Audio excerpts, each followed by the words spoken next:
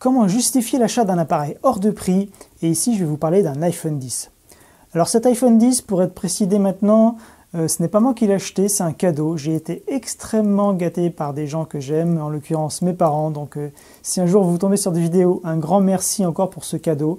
Mais quelque part, ça a presque provoqué une gêne de ma part, puisque c'est hors de prix, hein, comme le sujet de cette vidéo. Et du coup, ça m'a donné envie de réfléchir à une méthode pour amortir son coût d'achat, pour avoir l'impression vraiment de l'exploiter à fond. Alors évidemment, c'est pas obligatoire toujours d'amortir un objet, quel que soit son coût, puisque quand c'est un objet plaisir, par exemple, eh bien déjà rien que le fait du plaisir qu'il apporte, c'est pas mal. Mais là, j'avais vraiment envie de trouver des pistes pour amortir son coût d'achat. Et d'ailleurs, tu vas voir, c'est quelque chose que l'on fait un peu tous quand on s'offre à soi-même un objet ou qu'on a envie de le faire et qu'on se cherche des bonnes raisons pour justifier un tel investissement. En général, quand on prend la décision d'acheter quelque chose de cher, la première décision est totalement irrationnelle, totalement émotive. C'est le cerveau droit, hein, comme on le dit de temps en temps, le cerveau droit qui décide qu'il nous faut cet objet. Donc c'est totalement irrationnel, c'est juste le cœur qui parle quelque part. Et une fois, voilà, et quand ça arrive, la décision est déjà prise.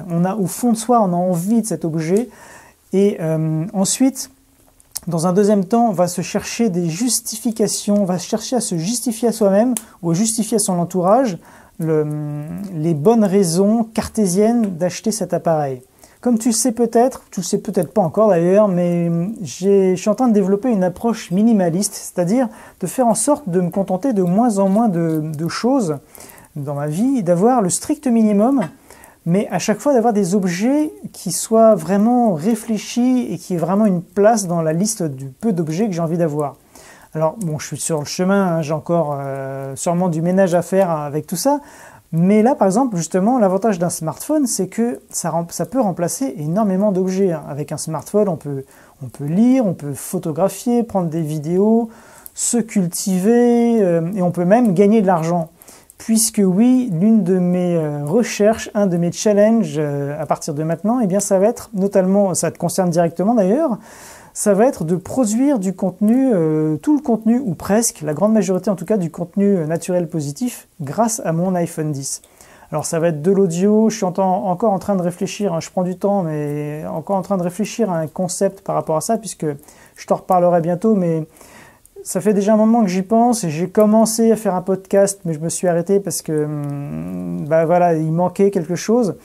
Et tu sais, je parle de choses un petit peu personnelles sur le naturel positif, notamment des défis, et un défi vraiment particulier qui est d'arrêter de me nourrir de nourriture physique pour m'alimenter uniquement de nourriture énergétique. Bon, c'est pas l'objet de cette vidéo, mais tout ça pour dire que j'ai des choses un peu personnelles que j'ai envie de partager. Et là, dans ce podcast, finalement, qui était ouvert à tout le monde, eh ben, il y avait un blocage, et donc je pense que je vais créer un groupe privé, quelque chose de privé, auquel tu pourras t'inscrire si tu le souhaites prochainement. Si c'est déjà fait au moment où tu regardes cette vidéo, eh bien de toute façon, regarde dans la description, il y aura des infos supplémentaires. Et donc, je vais utiliser cet iPhone X hors de prix pour développer ça et également pour filmer mes prochaines vidéos, puisque la caméra avec laquelle je suis en train de filmer, c'est une vieille caméra, elle a plus de 6 ans maintenant. Elle marche encore assez bien, sauf quand elle est capricieuse au niveau de la mise au point, mais enfin, globalement, c'est pas mal. Mais avec ce nouveau téléphone, malgré le fait que ce soit un téléphone, on arrive à faire des vidéos hallucinantes.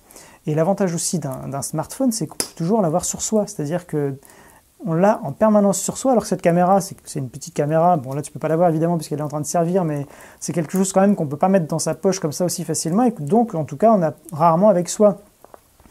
Et moi, j'aime bien quand je me balade ou je sais pas, quand je suis n'importe où, si je vois quelque chose de beau, j'aime bien pouvoir le filmer ou le photographier dans l'instant. Et évidemment, c'est l'avantage qu'on a avec les smartphones.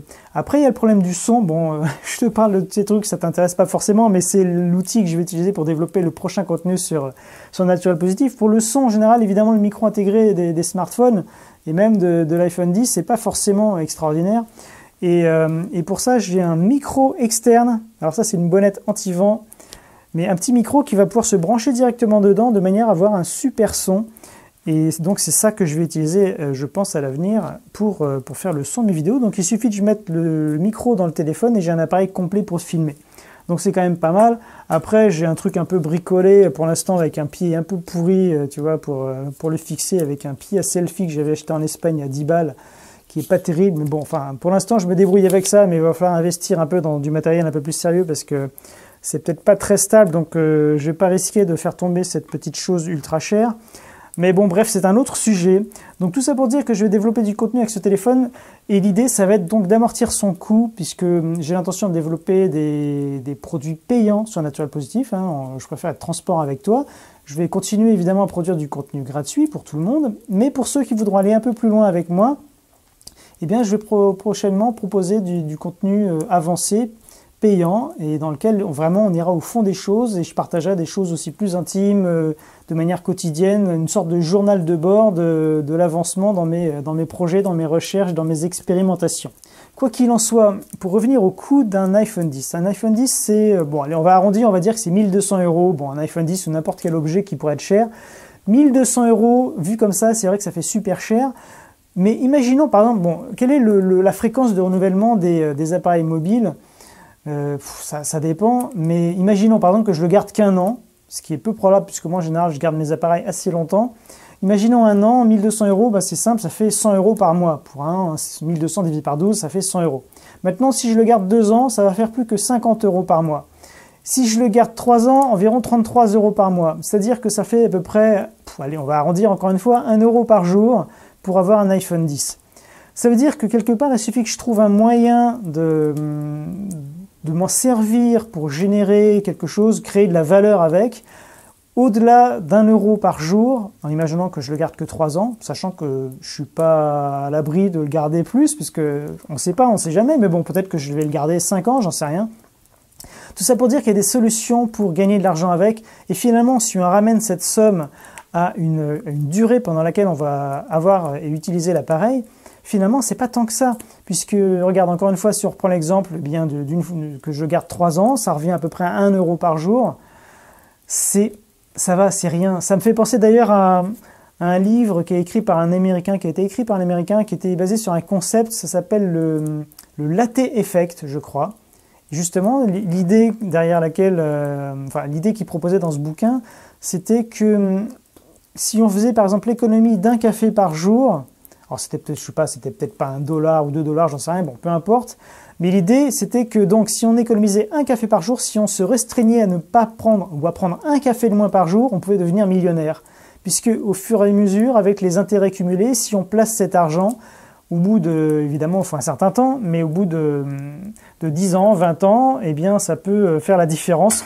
Quelqu'un qui va boire un café de moins par jour, et s'il place tout l'argent qu'il aurait mis dans son café, eh bien, au bout d'un certain temps, ça va faire une différence phénoménale avec quelqu'un qui aura utilisé cet argent pour consommer un café par jour. Bon, là, c'est pas exactement la même idée, mais tout ça pour dire que finalement, avec les petites sources, on fait des grandes rivières. Hein. C'est un peu ça. Ça me fait aussi penser à, je crois que c'était mon arrière-grand-père qui disait qu'il n'avait pas les moyens d'acheter bon marché. Et ça fait cogiter un peu une phrase comme ça, puisque effectivement, souvent, quand on achète un objet bon marché, bon là, dans le cas de l'iPhone X, évidemment, on peut avoir des appareils beaucoup moins chers qui tiennent la route quand même, mais ce qui se cachait derrière cette phrase qu'il disait de temps en temps, c'était que lorsqu'il achetait des produits, des objets qui étaient un peu de la camelote, eh bien ça lui coûtait au final plus cher finalement, parce qu'il était obligé d'en racheter régulièrement des nouveaux, parce que les autres tombaient en panne. Donc autant acheter dès le départ quelque chose qui est solide, qui tient la route, qui est fiable, qui va durer longtemps, plutôt que d'acheter en permanence des objets de mauvaise qualité et non seulement faire du mauvais travail avec ces objets, si c'est des objets, j'en sais rien, bon, je ne vais pas chercher d'exemple, enfin tu vois l'idée, et que ça coûte finalement plus cher d'acheter des objets qui sont de la camelote. Donc c'est là encore un argument qui peut être intéressant en faveur des objets qui sont peut-être un peu plus chers que la moyenne. Après, tout dépend aussi de la manière dont on va utiliser les objets. Donc par exemple, encore une fois, pour un smartphone, il y a 2 manières d'utiliser un smartphone. Un smartphone peut nous rendre malheureux si on s'en sert de la mauvaise manière. Qu'est-ce qui peut rendre malheureux? Et ça peut être des conseils qui peuvent être bons à prendre. C'est par exemple de regarder les infos en permanence comme on le sait, les infos, la plupart du temps, ce sont des mauvaises nouvelles. Et le fait de regarder en permanence les flux d'actualité ou les catastrophes, tout ça, ça nous met dans un état d'esprit un peu négatif qui est pas très productif, et à l'arrivée, on se sent mal. Pareil, quand on scrolle, quand on fait défiler en permanence des trucs sur les réseaux sociaux, on se sent un peu, excuse-moi l'expression, mais on peut se sentir un peu comme une merde au bout d'une heure ou deux où on a fait défiler tous ces machins inutiles pour lesquels on n'a rien retenu, avec que des vidéos bidons ou des gags ou des je sais pas quoi. Et ça, c'est pas forcément une très bonne manière d'utiliser son téléphone, ou jouer à des jeux qui sont complètement hypnotiques et qui nous rendent accros et qui nous font perdre également notre temps. Là, c'est pareil. Je ne sais pas si c'était déjà arrivé d'avoir fait une de ces choses-là, mais moi, en ce qui me concerne, quand ça m'arrive, au bout d'un moment, je réalise, mais qu'est-ce que je suis en train de faire? Ça va pas, quoi. Et puis, quand on a fini ça, ouais, c'est un peu une mauvaise conscience derrière.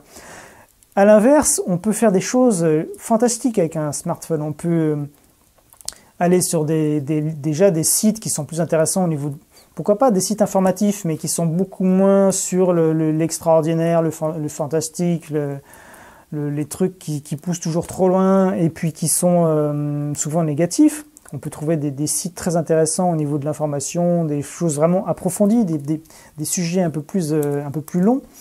On peut se cultiver, on peut lire des livres sur un smartphone comme sur une liseuse ou évidemment n'importe quel autre appareil de ce genre.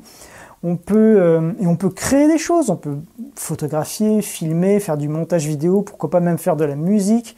On peut donc vraiment stimuler sa part créative, faire vraiment preuve de créativité avec un appareil comme ça. On peut donc, pourquoi pas, comme je le disais tout à l'heure, gagner de l'argent et des solutions. Et peut-être que j'en reparlerai un jour ou l'autre sur cette chaîne, même si c'est pas l'objet initial, mais la liberté, la quête de liberté, c'est également un de mes sujets favoris. Et quelque part, eh bien, le fait de pouvoir gagner sa vie de manière plus indépendante, c'est un grand pas vers la liberté. Mais bon, là encore, c'est un autre sujet. Tout ça pour dire qu'en fonction de la manière dont on va utiliser un appareil, eh bien, ça peut être très négatif, comme ça peut être également très positif. Le problème d'un smartphone, c'est qu'il faut aussi avoir une certaine rigueur, parce que évidemment, si on se dit tiens, je vais lire un peu et qu'on se met à lire un livre sur un smartphone, eh bien, on risque d'être tenté de tout de suite aller voir s'il n'y a pas quelques nouvelles sur les réseaux sociaux, s'il n'y a pas des nouvelles photos, des nouveaux trucs, des nouveaux emails, et on risque vite de déconnecter. Alors il y a des solutions pour ça, on peut évidemment se mettre en mode avion, c'est la meilleure solution.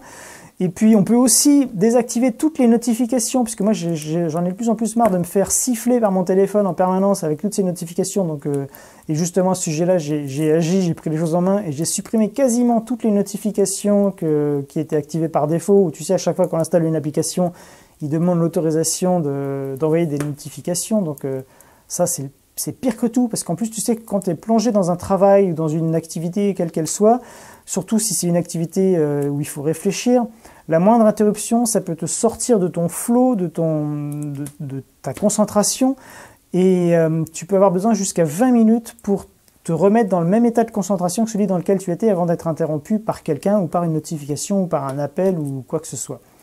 Donc c'est très important également donc, de supprimer ces notifications et de vraiment se configurer son smartphone de la manière optimale pour pas en devenir esclave.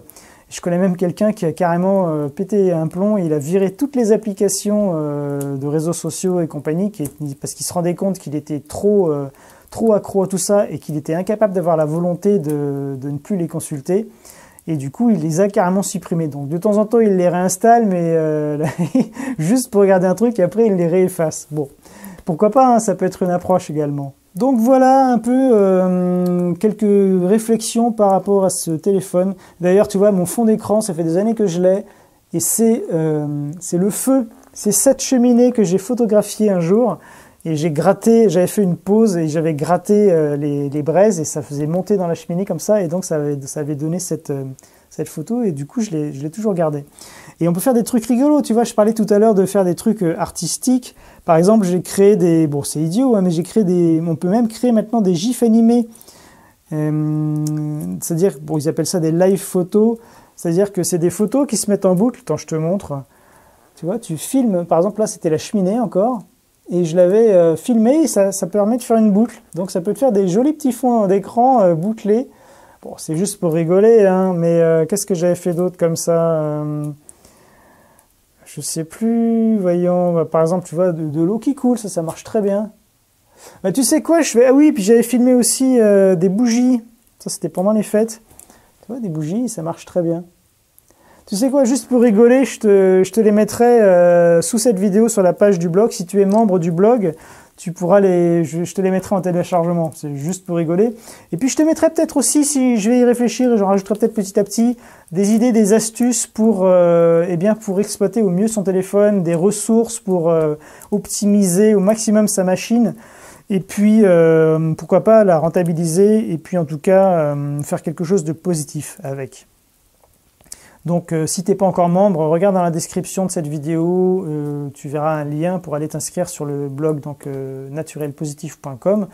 Je propose du contenu supplémentaire pour les membres du blog. Donc évidemment à la base, Naturel Positif, c'est des solutions naturelles et positives pour être en meilleure forme, un meilleur bien-être, un meilleur style de vie, etc. Mais également de manière plus large pour être plus libre, plus heureux. Et je vais y partager à l'avenir plein d'autres choses. Et puis tu peux également t'inscrire à cette chaîne YouTube, j'y ai déjà mis pas mal de vidéos et ça va continuer. Et je commence à avoir bien chaud parce que cette cheminée là, elle donne pas mal. C'est dommage, là les flammes sont un peu calmées, je vais m'occuper de ça dès que j'aurai coupé la vidéo. D'ailleurs, ouais, j'aurais pu te faire une petite démo, je sais pas comment je vais faire ça. Oui tiens, 2 secondes, je vais filmer avec l'iPhone 10 pour que tu vois un peu ce que ça donne. Oh bah ouais, tiens, tu sais quoi, cette vidéo là, parce que ça va être compliqué si je dois monter, parce que là, ce serait compliqué au montage, donc je vais filmer un petit truc en bonus pour les membres que je vais rajouter donc sous cette vidéo, mais pour cela donc il faut que tu te rendes sur le blog, que tu cliques sur le lien et tu verras ça. Dès que tu seras connecté comme membre, tu verras cette toute petite vidéo bonus que je vais filmer juste après avec l'iPhone 10. Allez, salut, à bientôt pour une prochaine vidéo.